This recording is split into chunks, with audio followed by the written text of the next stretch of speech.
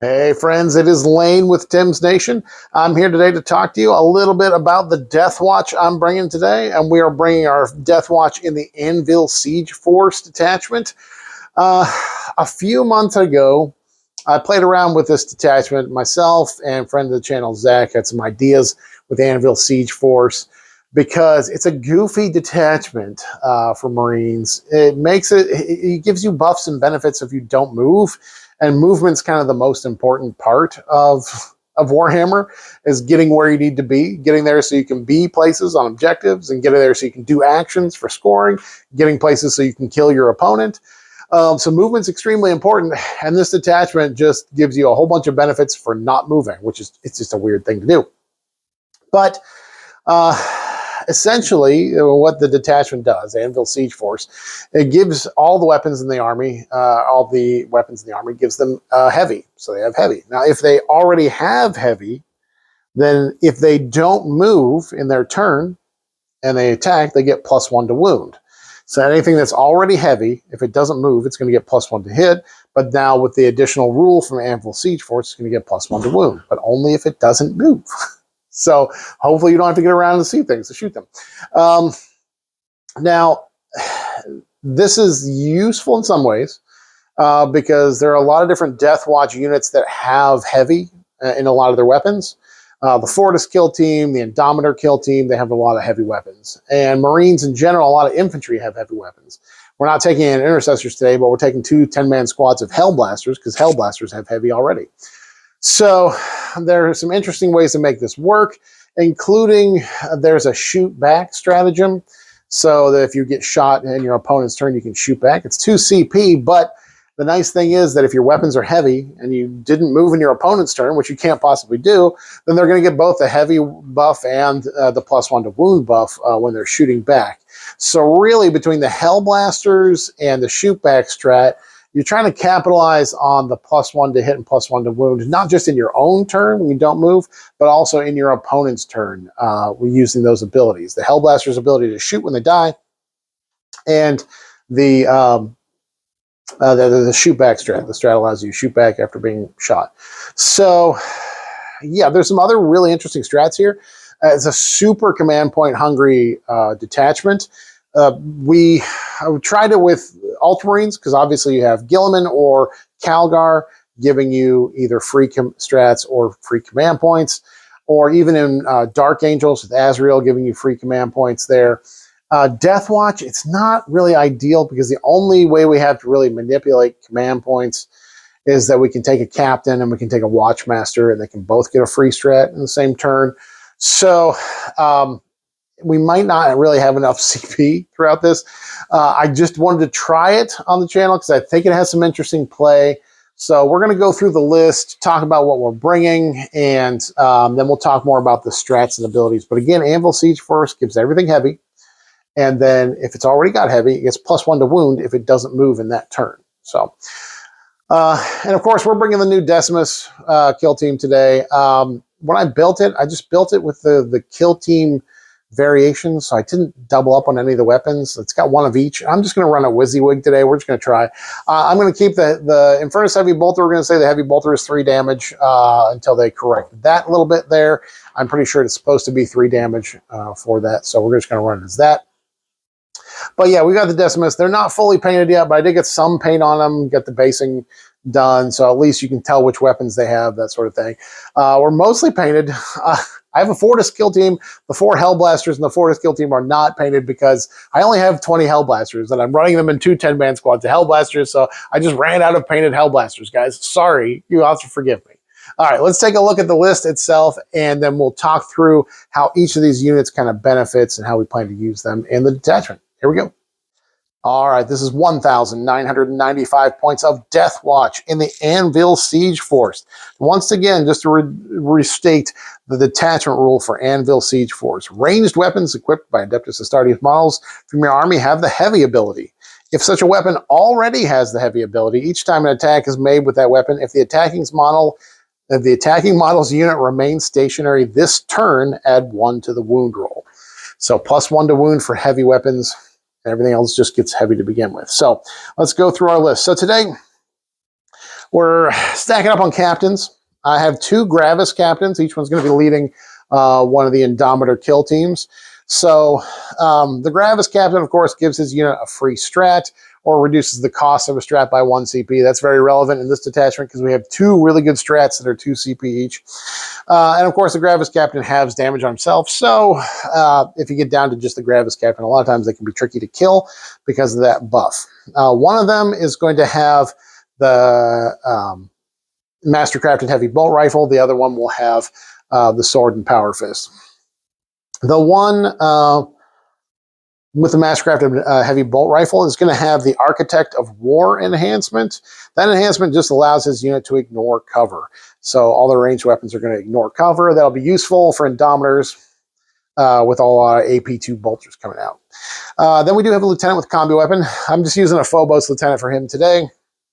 Someone is borrowing my Combi Weapon Lieutenant, but the Lieutenant and Combi Weapon, he has Lone Op, he has Infiltrate, he has a counter move, and of course he lets you pick an objective at the start of the game. And anytime you attack an enemy unit that is within range of that objective, you get to reroll 1 to wound, as long as your lieutenant is alive. So you want to keep him alive so you can get that buff. And then finally, we do have a Watchmaster. I'm going to have the Watchmaster leading the Decimus Kill Team. So we'll see how they do together. Unfortunately, this attachment doesn't really benefit the Decimus a whole lot, but I just want to get it on the table and start playing around with it some, so we'll do that. Now, the Watchmaster lets his unit advance, fall back, shoot, and charge. They can do all the things. Plus, in addition to that, he gives you a free strat or a reduced cost strat once per turn, and that rule has a different name from the captains. Captains' Rights of Battle, Watchmaster, I think that's just called Watchmaster. Yeah, it's just called Watchmaster. So you can use them both in the same battle round. This is a CP hungry detachment, so we're going to try and take full advantage of that if we can. The other benefit to the Watchmaster is he punches nice and hard with his Vigil Spear. He gets 6 attacks, Strength 6, AP 2, D3 damage with Lance, and that fallback and charge thing means he can always get that Lance if he needs to. He has an enhancement. He has a Stoic Defender. As long as his unit is on objective, they get a Feel No Pain, of 6-up Feel No Pain. So the Decimus I'm going to use to charge out there and try and take objectives. So we'll see if we can just keep them alive a little bit longer with the 6-up Feel No Pain if they're out there contesting objectives. So let's move on. We got the Decimus, guys. We're running the Decimus. First time we're running them. Decimus, they are OC2 because they are battle lines. So that'll be kind of handy for taking objectives as well. I talked about this unit in a separate video a week or two ago, a couple weeks ago. I don't think it's a worthy replacement for the DeathWatch vets just because it is not as flexible in terms of the amount of weapons you can take of the different specializations. The weapons are cool, but you cannot take more than 2 of any one weapon type in a 10-man or 1 in a 5-man. If I'm running a close combat unit, I want 4 heavy thunder hammers. If I'm wanting a shooting unit, I want 2 frag cannons and 2 Infernus heavy bolters, along with whatever guns I can squeeze in there. I want to maximize the efficiency of it. The way it is right now, you can't really flex between shooting and close combat units, so I think it kind of gets stuck in doing a little bit of damage in shooting and a little bit of damage in fighting. It's probably pretty decent. Its special rules the same as the DeathWatch vets. Always rerolls 1s to hit, and into Xenos gets full hit rerolls. Some of the weapon profiles are a little juicier here than they are in the DeathWatch vets, which makes them a little bit better, but I still just rather have that option. I just want 4 heavy thunder hammers, guys. That's what I want in a 10-man. 4 heavy thunder hammers. Don't tell me I can only have 2. It makes me sad. But yeah, we'll be using this today to kind of skirmish in the mid-board. OC2 means we'll contest objectives pretty well. And like I said, the Watchmaster gives them the flexibility to fall back, shoot and charge, advance, shoot and charge. And with the enhancement, they'll have a 6-up Feel No Pain, so maybe make them just a little bit more durable. As I said, we're running them WYSIWYG today, so I built them just 1 of each weapon type. So we have 1 frag cannon, 1 Infernus heavy bolter, 1 heavy thunder hammer, 1 close combat guy with the power weapon and the shield. 1 of each is how we built them out today. Of course, their weapons are heavy as well. The Hellblaster, the bolt rifle, the frag cannon, the Infernus heavy bolt, they all have heavy, so they can benefit from the detachment rules as well. Moving on, we do have one 5-man of assault intercessors with jump packs. These guys are great for 90 points. They allow you to jump around, score a little bit. They can do some impact mortals when they charge into close combat. They can punch a little bit. A great little skirmishing unit for scoring some points. We also have an Invader ATV. 60 points for a little bike that's toughness 5 with 8 wounds. Got a multi-melta on there so we can zap maybe something here or there, take out 1 or 2 models here and there. Again, it's a good, with a 12-inch move, it's a good scoring unit to have on the table. All right, we do have a Fortis Kill Team. The Fortis Kill Team, most of the weapons in here are heavy weapons. I'm running mine with 2 Super Crack missiles, with 4 Hell Blasters, and with 4 of the DeathWatch bolt rifles. Of course, 2 of those bolt rifles will have grenade launchers attached on there. All these weapons are heavy. Other than the grenade launchers, they don't have heavy built in. So that means they're going to benefit from the detachment rules. Of course, Fortis Kill Team's special rules, it gets +1 to hit when the target's below full strength and +1 to wound when it's below half strength, which is kind of redundant into some of the rules in this detachment, but they are able to move because most of their weapons are assault. They are able to move and still shoot, which is something we want in this list, and still get their buffs into wounded units. So if they can sit still, they're going to get those buffs into full health units. If they've got to move, then they'll get their innate buffs from their detachment, or not their detachment, from their data sheet rule. So we're going to take advantage of that today. So we've got a Fortis in here. Next, we've got a Gladiator Reaper. The Gladiator Reaper doesn't have any heavy weapons on it. Of course, if in this detachment all its weapons are given the heavy keyword, it's not going to get +1 to wound anywhere. But what it does have is that Gatling cannon, that twin-link Gatling cannon is sustained 2 into infantry. And this detachment does have a stratagem that gives a unit sustained. And if it is, if it remains stationary, then it's sustained on 5-ups. And you can use this on any unit. It can be vehicles or infantry. So being able to give the Reaper sustained on 5-ups, and the fact that it's sustained 2 already, and if it stays still, then it's going to be hitting on 2s anyways because the weapon has gone heavy. Meaning if we put in the Oath target, we can just fish for 5-ups and kick out a ton of shots. I assume if we're going into the Oath target and this thing remains stationary and we use that strat with 12 shots from the twin-link Gatling cannon, we should get somewhere around 20, 22 hits with it. Which would be fantastic just because it's twin linked. It's going to give us some dev wounds cutting through and also some regular wounds on top of that. So that's what we got the Reaper here today, is take advantage of that, the sustain strat. All right, let's get to the big units here. We have 2 10-mans of Hell Blasters.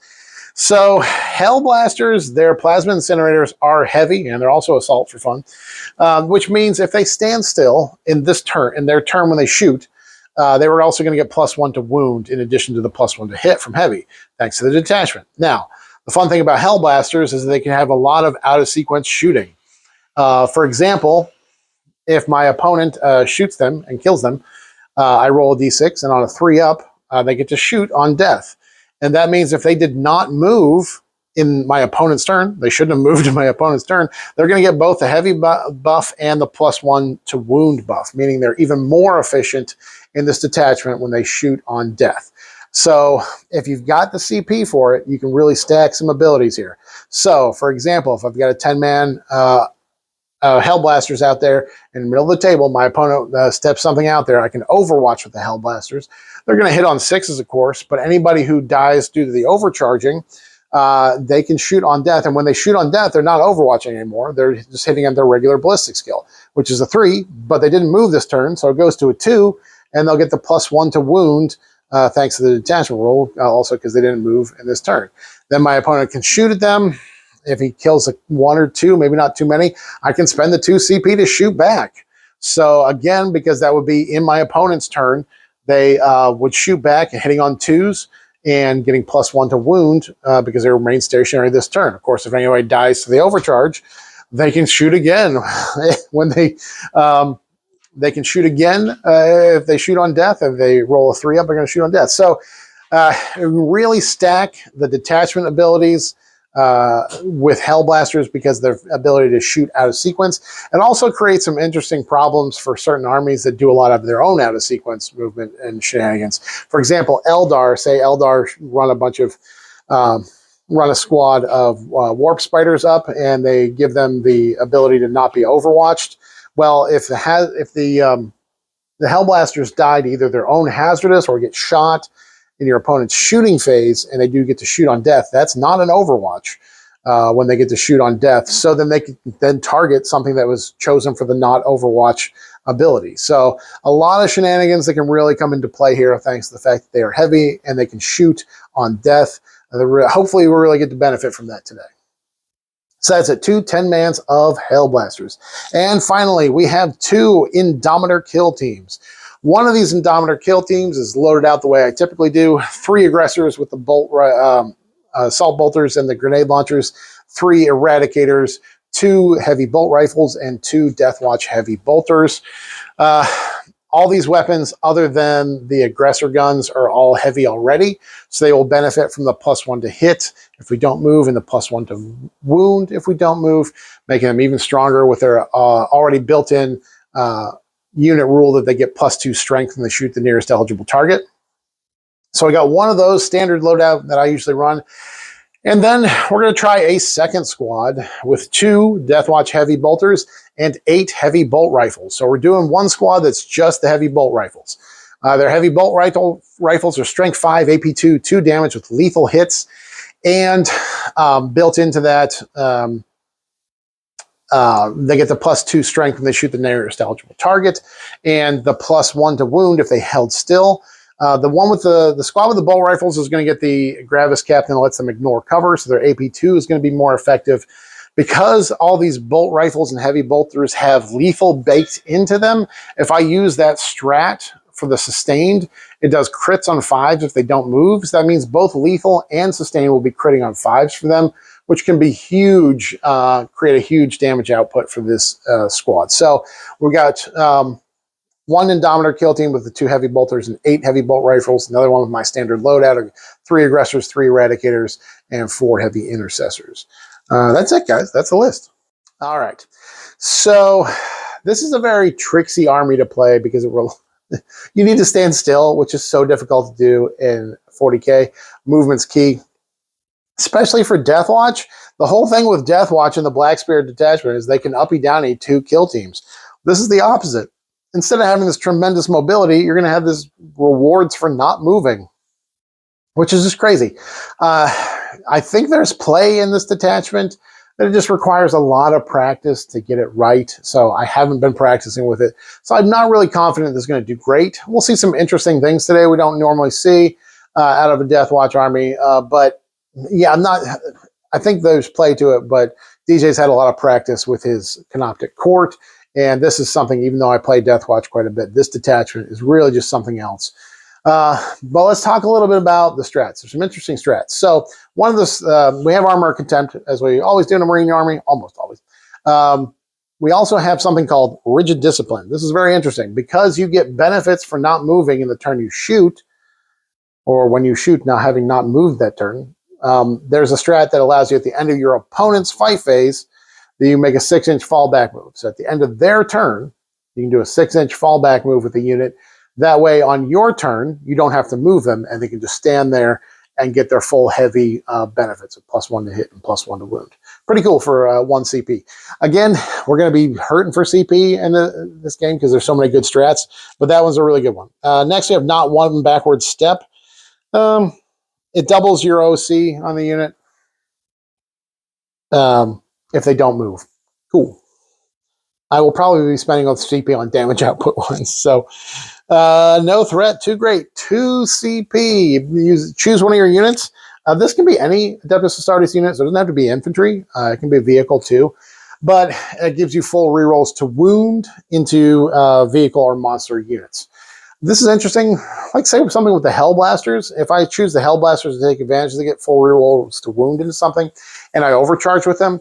When they die and they shoot on death, they can still shoot, if they've already picked up the primary target, they can shoot at another vehicle or monster unit, and they'll still get this because it just says they get rerolls. They don't have to pick a single unit that they're attacking. It's just they get rerolls to wound into any monster vehicle. So say I take down a Doomstalker with this, and a couple of those guys, Hellblasters, shoot on death. then they could shoot at, say, a spider or something and do some more damage to that. So, again, 2 CP, so very pricey, but this army, most of my infantry is not really high strength here, so getting full rerolls to wound is going to be really key. Next, we have Battle Drill Recall. Now, this is just sustained. So if you can pick any the Adeptus Astartes unit, because it can be a vehicle or infantry, and it gets sustained. And if you remain stationary this turn, then it's going to sustain and proc on 5s. It crits on 5s. So if something already has lethals, it's going to be lethaling on 5s and getting sustained on 5s. So this will be really juicy for most of the units. Like I said, a lot of the DeathWatch units have lethals baked into the bolt rifles. We have the Reaper with a sustained 2 into infantry. So if that's proccing on 5s, that's just going to create a whole ton of hits. So a lot of interesting ways to use this. And it's a nice damage output strat that is only 1 CP because the other ones are 2 CP. And that's our final one here. Hail of Vengeance. So basically, in your opponent's shooting phase, after you've been shot, it has to be a unit that has multiple models in it because it has to be one of the models has to have died. So I don't think there's any multi-model vehicle units. So it's going to have to be some kind of infantry. Or bikes, maybe. But anyways, after one of your Adeptus Astartes units has been shot and has taken casualties, you can spend 2 CP and shoot back at the thing what shot you. As we talked about, this detachment gives everything heavy. And if it already has heavy, it gets +1 to wound. If it does not move, and in your opponent's turn, when you're shooting back, it didn't move that turn.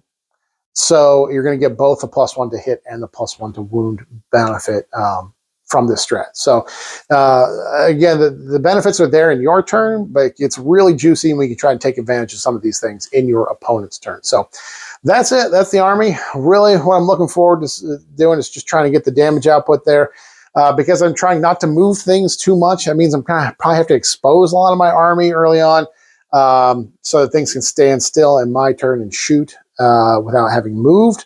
That's going to be tricky because it's going to give DJ the opportunity to shoot me a whole bunch before I get to shoot him. So we'll see how that plays out. But follow me over to the battle report and let's see how the DeathWatch do when they're in the Anvil Siege Force detachment.